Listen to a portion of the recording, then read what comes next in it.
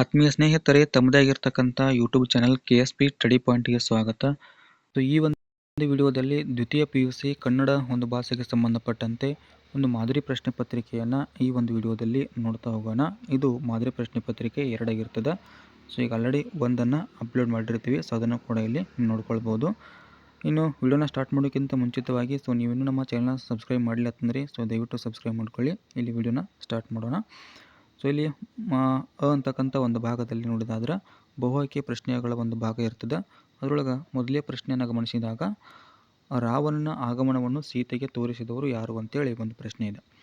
ಇಲ್ಲಿ ಕಚರ ಕಾಂತೆಯರು ಅಂತೇಳಿ ಉತ್ತರ ಆಗ್ತದೆ. ಇನ್ನು ಎರಡನೇ ಪ್ರಶ್ನೆ ನೋಡಿದಾದ್ರೆ ತನು ಯಾವಾಗ ಕರಗಬೇಕು ಅಂತೇಳಿ ಪ್ರಶ್ನೆ ಬಂದಾಗ ಸೊ ಕಣ್ಣೀರು ಸುರಿದಾಗ ಅಂತೇಳಿ ಉತ್ತರವನ್ನು ಬರೀರಿ. ಯಾವುದು ಮನ ಬೆರೆತಾಗ ಅಂತಕ್ಕಂಥದ್ದು. ಮನ ಬೆರೆತಾಗ ಅಂತಕ್ಕಂಥದ್ದು.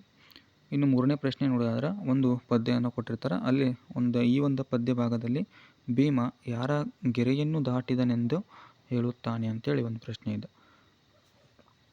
ಆ ಪ್ರಶ್ನೆಗೆ ಉತ್ತರವನ್ನು ನೋಡಿದಾದ್ರೆ ಅಣ್ಣ ಧರ್ಮರಾಯನ ಆಜ್ಞೆಯನ್ನು ಅಂತೇಳಿ. ಇನ್ನು ನಾಲ್ಕನೇ ಪ್ರಶ್ನೆ ಗಮನಿಸಿದಾಗ ಕವಯತ್ರಿ ಯಾರಲ್ಲಿ ಮೊರೆ ಹಿಡಿದುತ್ತಾರೆ ಅಂತೇಳಿ ಒಂದು ಪ್ರಶ್ನೆ ಇದೆ. ಅದು ದೇವರಲ್ಲಿ ಅಂತೇಳಿ ಉತ್ತರ ಆಗ್ತದೆ. ಸೊ ಅದೇ ರೀತಿ ಐದನೇ ಪ್ರಶ್ನೆ ಜೀಸಸ್ನ ಮುಖಮುದ್ರೆ ಏನನ್ನು ಸೂಚಿಸುತ್ತವೆ ಅಂತೇಳಿ. ಇಲ್ಲಿ ನಲ್ವಾತನೆ ಅಂತಕ್ಕಂಥದ್ದು ಅಥವಾ ಒಳ್ಳೆಯ ಮಾತು ಅಂತಕ್ಕಂಥದ್ದು. ಇನ್ನು ಆರನೇ ಪ್ರಶ್ನೆ ಗಮನಿಸಿದಾಗ ಲೇಖಕಿಯ ಪತಿ ಯಾವ ತೊಂದರೆಯಿಂದ ಬಳಲಿದರು ಅಂತೇಳಿ ಒಂದು ಪ್ರಶ್ನೆ ಇದೆ. ಅದಕ್ಕೆ ಉತ್ತರವನ್ನು ನೋಡೋದಾದ್ರೆ ಕಿಡ್ನಿ ಸ್ಟೋನ್ ಅಂತಕ್ಕಂಥದ್ದು. ಇನ್ನು ಆಷಾಢ ಶ್ರಾವಣ ಭಾದ್ರಪದ ಮಾಸದಲ್ಲಿ ನದಿಯ ಒಂದು ಒಡಲೆಂದರೆ ಎಂಥದ್ದು ಅಂತೇಳಿ ಒಂದು ಪ್ರಶ್ನೆ.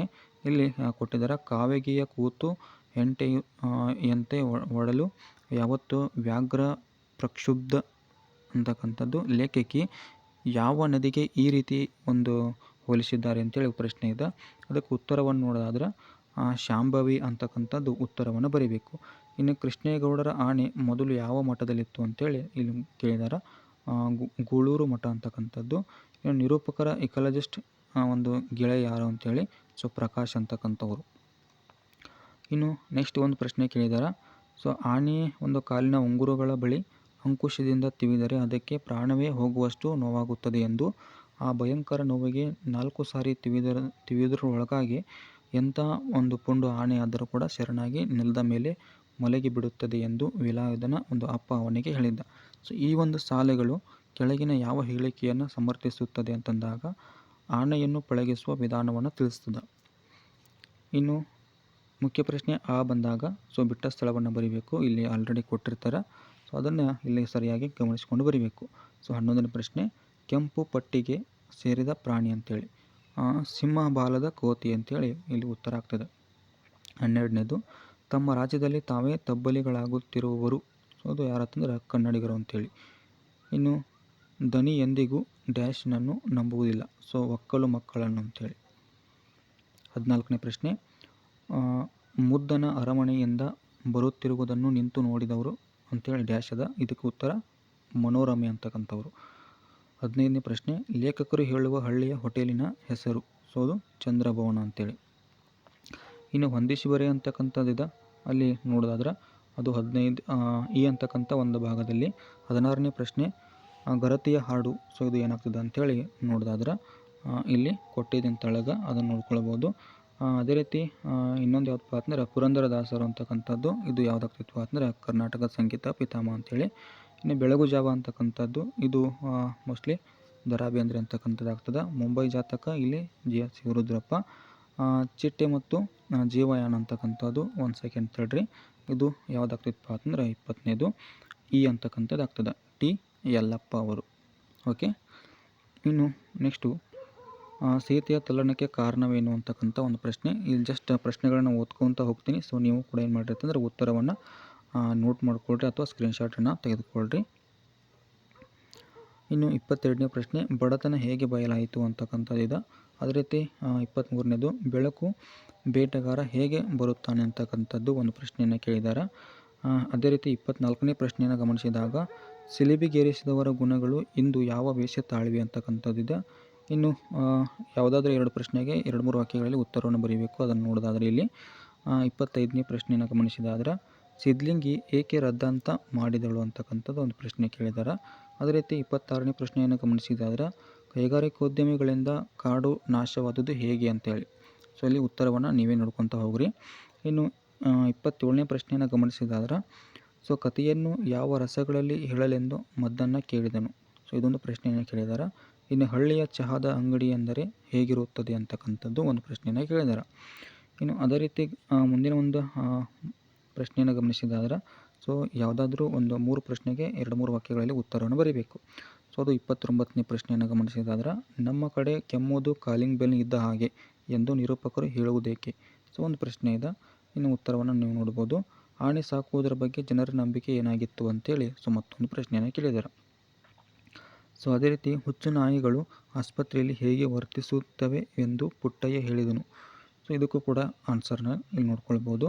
ಇನ್ನು ವೇಲಾಯುಧನ ಸಾವಿಗೂ ಕೃಷ್ಣಗೌಡನ ಒಂದು ಆನೆಗೂ ಸಂಬಂಧವಿಲ್ಲ ಎಂಬುದು ಪ್ರಕಾಶ್ ಯಾವ ಆಧಾರದ ಮೇಲೆ ಹೇಳಿದರು ಅಂತಕ್ಕಂಥದ್ದು ಒಂದು ಪ್ರಶ್ನೆ ಕೇಳಿದ್ದಾರೆ. ಇನ್ನು ಈ ವಿಭಾಗದಲ್ಲಿ ಬಂದಾಗ ಸೊ ಇಲ್ಲಿ ಸಂದರ್ಭವನ್ನು ಬರಿಬೇಕು. ಸೊ ಅದನ್ನು ಸ್ಕ್ರಿಪ್ಟ್ ಮಾಡ್ತಾ ಇದ್ದೀನಿ, ನೀವು ನೋಡ್ಕೊಳ್ಬೋದು.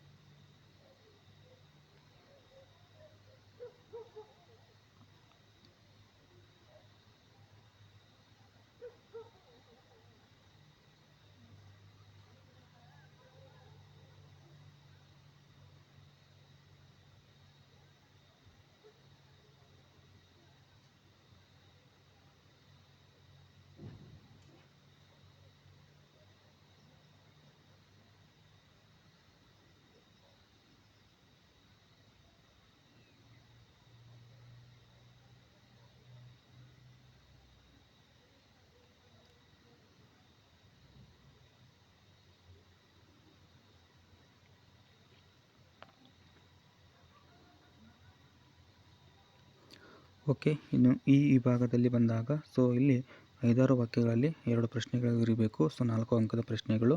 ಸೊ ಇಲ್ಲಿ ಕೂಡ ನಾನು ಕ್ವಶನನ್ನು ಓದ್ಕೊತಾ ಹೋಗ್ತೀನಿ. ಸೊ ರಾವಣನಲ್ಲಿ ಕಂಡುಬರುವ ಪಶ್ಚಾತ್ತಾಪವನ್ನು ಕವಿ ಹೇಗೆ ನಿರೂಪಿಸಿದ್ದಾನೆ ಅಂತಕ್ಕಂಥದ್ದು ಸೊ ಒಂದು ಪ್ರಶ್ನೆ ಇದೆ.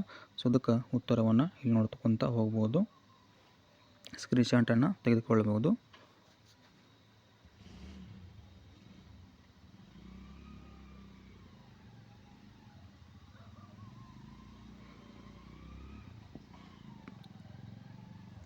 ಸೊ ಅದೇ ರೀತಿ ಶಿವಪಥವನ್ನರಿಯದವನು ಒಂದು ಭಕ್ತಿ ನಿರರ್ಥಕವೆಂಬುದನ್ನು ಬಸವಣ್ಣ ಯಾವ ಯಾವ ಉದಾಹರಣೆಗಳ ಮೂಲಕ ವಿವರಿಸಿದ್ದಾರೆ ಅಂತಕ್ಕಂಥದ್ದು ಸೊ ಒಂದು ಪ್ರಶ್ನೆಯನ್ನು ಕೇಳಿದ್ದಾರೆ. ಇನ್ನು ಅದೇ ರೀತಿ ತನಗೊದಗಿದ ಸಂಕಟವನ್ನು ಹೇಳಿಕೊಳ್ಳುವ ಒಂದು ದ್ರೌಪದಿಯ ಒಂದು ಸ್ವಗತದ ನುಡಿಗಳು ಯಾವುವು ಅಂತಕ್ಕಂಥದ್ದು ಒಂದು ಪ್ರಶ್ನೆಯನ್ನು ಕೇಳಿದ್ದಾರೆ. ಇನ್ನು ಅದೇ ರೀತಿ ನೆಕ್ಸ್ಟ್ ಇನ್ನೊಂದು ಪ್ರಶ್ನೆ ಇದೆ. ವೀರ ಮಂತ್ರಿ ರಾಜ್ಯ ಯೋಗಿಗಳಿಗೆ ಇರಬೇಕಾದ ಅರ್ಹತೆಗಳೇನು ಅಂತಕ್ಕಂಥದ್ದು ಸೊ ಒಂದು ಪ್ರಶ್ನೆಯನ್ನು ಕೇಳಿದ್ದಾರೆ. ಇನ್ನು ಅದೇ ರೀತಿ ಗಮನಿಸಿದಾಗ ಇಲ್ಲಿ 5-6 ವಾಕ್ಯಗಳಲ್ಲಿ ಉತ್ತರವನ್ನು ಸೊ ಒಂದು ಪ್ರಶ್ನೆಗೆ ಬರೀಬೇಕಾಗಿರ್ತಕ್ಕಂಥದ್ದು ಬಸಲಿಂಗ ಕೊನೆಯಲ್ಲಿ ತೆಗೆದುಕೊಂಡ ನಿರ್ಧಾರ ಯಾವುದು, ಅದಕ್ಕೆ ಕಾರಣಗಳೇನು ಅಂತಕ್ಕಂಥದ್ದು ಸೊ ಒಂದು ಪ್ರಶ್ನೆ.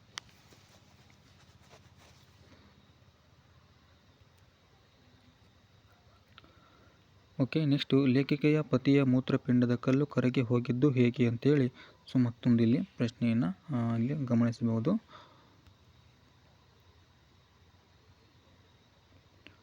ನೆಕ್ಸ್ಟು ಮುಸುರೆ ಪಾತ್ರೆಗಳು ನೀರು ಪಾಲಾದದ್ದು ಹೇಗೆ, ಅವುಗಳನ್ನು ಮೇಲೆತ್ತಲು ಮಾಡಿದ ಪ್ರಯತ್ನಗಳೇನು ಅಂತೇಳಿ ಸೊ ಒಂದು ಪ್ರಶ್ನೆ ಇದೆ.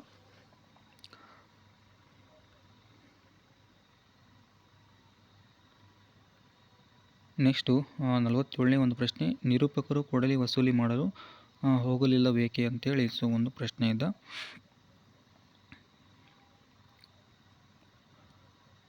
ಇನ್ನು ನಾಗರಾಜನ ನಿಗೂಢ ಸಾವಿನ ಬಗ್ಗೆ ಜನರ ಅಭಿಪ್ರಾಯಗಳೇನು ಅಂತೇಳಿ ಸೊ ಒಂದು ಪ್ರಶ್ನೆ ಇಲ್ಲಿ ಕೇಳಲಾಗಿತ್ತು.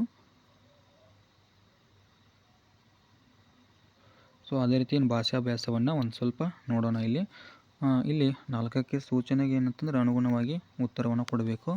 49ನೇ ಪ್ರಶ್ನೆ ಗಮನಿಸಿದಾಗ ಸೊ 2 ಪದಗಳಿಗೆ ಅರ್ಥವನ್ನು ಬರೆಯಿರಿ ಅಂತೇಳಿ ಕೊಟ್ಟಿದ್ದಾರೆ. ಇಲ್ಲಿ ತೃಣ ಇದು ಹುಲ್ಲು ಅಂತಕ್ಕಂಥದ್ದು ಅರ್ಥವನ್ನು ಕೊಡ್ತದೆ. ಇನ್ನು ಸಂಕುಲ ಇದು ಗುಂಪು ಅಂತಕ್ಕಂಥ ಅರ್ಥವನ್ನು ಕೊಡ್ತದೆ. ಇನ್ನು ಹರಿಬ ಅಂತಕ್ಕಂಥದ್ದು ಇದು ಕರ್ತವ್ಯ ಅಂತಕ್ಕಂಥ ಅರ್ಥವನ್ನು ಕೊಡ್ತದೆ. ಇನ್ನು ಈ 2 ಪದಗಳಿಗೆ ತದ್ಭವ ರೂಪವನ್ನು ಬರೀಬೇಕು. ಸ್ವರ್ಗ ಇದು ಸಗ್ಗ ಆಗ್ತದೆ. ಅದೇ ರೀತಿ ಪೂಕ ಇದು ಗೂಬೆ ಅಂತಕ್ಕಂಥ ಅರ್ಥವನ್ನು ಕೊಡ್ತದೆ ಅಥವಾ ತದ್ವ ರೂಪವಾಗಿರ್ತದೆ. ಇನ್ನು ಪರೀಕ್ಷಿಸುವಂತಕ್ಕಂಥದ್ದು ಇಲ್ಲಿ ಉತ್ತರ ಯಾವುದಾಗ್ತದಪ್ಪ ಅಂದ್ರೆ ಪರೀಕ್ಷಿಸುವಂತಕ್ಕಂಥದ್ದು ಆಗ್ತದೆ.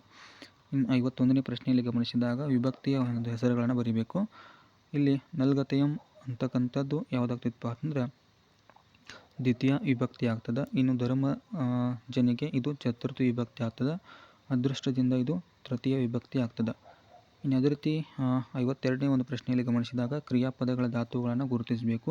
ಬಂದನು ಬರು ಆಗ್ತದೆ, ಗೆದ್ದನು ಗೆಲ್ಲು, ಓಡುವರು ಓಟ ಅಂತಕ್ಕಂಥದ್ದು ಆಗ್ತದೆ. ಓಕೆ, ನೆಕ್ಸ್ಟ್ 53ನೇದು ಗಮನಿಸಿದಾಗ ಸೊ 2 ಪದಗಳಿಗೆ ನುಡಿಗಟ್ಟುಗಳನ್ನು ನಿಮ್ಮ ಒಂದು ಸ್ವಂತ ವಾಕ್ಯದಲ್ಲಿ ಬಳಸಿ ಬರಿಬೇಕು. ಸೊ ಅದರಲ್ಲಿ ಮೊದಲೇದು ಯಾವುದಂತಂದ್ರೆ ತಲೆದೂಗು ಅಂತಕ್ಕಂಥದ್ದು ಇದೆ. ಇಲ್ಲಿ ಗಂಗೂಬಾಯಿಯವರ ಗಾಢ ಸುದೆಗೆ ಇಡೀ ಸಭಾಂಗಣ ತಲೆದೂಗಿತ್ತು ಅಂತಕ್ಕಂಥದ್ದು.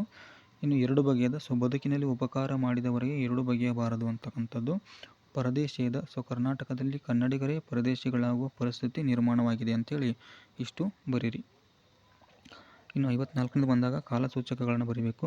ಹೇಳಿದರು ಇದು ಭೂತಕಾಲ ಆದ್ರೆ, ಹಾಕುತ್ತಾರೆ ಇದು ವರ್ತಮಾನ ಕಾಲ, ಹೋಗುವೆವು ಅಂತಕ್ಕಂಥದ್ದಿದೆ ಇದು ಭವಿಷ್ಯತ್ ಕಾಲ ಅಂತಕ್ಕಂಥದ್ದು. ಇನ್ನು ಪ್ರಬಂಧವನ್ನು ಬರಿಬೇಕಾಗಿರ್ತಕ್ಕಂಥದ್ದು 55ನೇ ಪ್ರಶ್ನೆ. ಕೃಷಿ ಸಂಸ್ಕೃತಿ ಅಂತಕ್ಕಂಥದ್ದು ಇದು ಕೃಷಿಯ ಕುರಿತಾಗಿ ಬರೀತಕ್ಕಂಥದ್ದು. ಇದು ಒಂದು ಪ್ರಬಂಧ ಆಗಿರ್ತದೆ.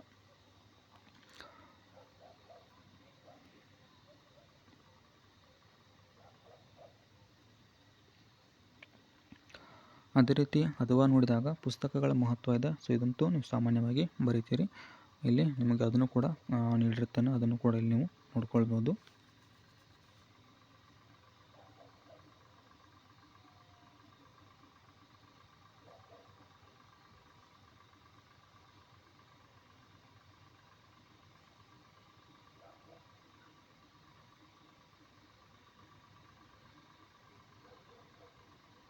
ಓಕೆ, ಇನ್ನು ಒಂದು ಪತ್ರ ಇದೆ. ಸೊ ಅದನ್ನು ಇಲ್ಲಿ ನೀವೇ ನೋಡ್ಕೊಳ್ಬೋದು.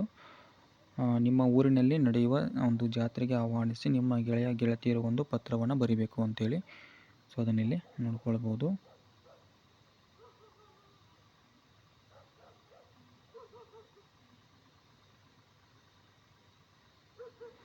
ಇನ್ನು ಅಥವಾ ಅದೇನಂತಂದ್ರೆ ನಿಮ್ಮ ಅಣ್ಣನ ಮದುವೆಗೆ 4 ದಿನ ರಜೆ ಕೋರಿ ನಿಮ್ಮ ಪ್ರಾಂಶುಪಾಲರಿಗೆ ಒಂದು ಪತ್ರವನ್ನು ಬರೀರಿ ಅಂತೇಳಿ. ಸೊ ಅದನ್ನು ಕೂಡ ಇಲ್ಲಿ ನೋಡ್ಕೊಳ್ಬೋದು.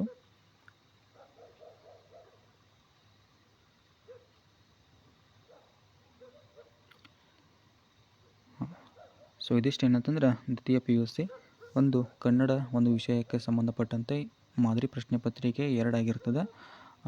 ಇದನ್ನು ನಿಮ್ಮ ಸ್ನೇಹಿತರಿಗೆ ಆದಷ್ಟು ಶೇರ್ ಮಾಡಿ ಅಂತ ಹೇಳ್ತಾ ಈ ಒಂದು ವಿಡಿಯೋನ ಇಲ್ಲಿಗೆ ಮುಗಿಸ್ತಾ ಇದ್ದೀನಿ. Thank you.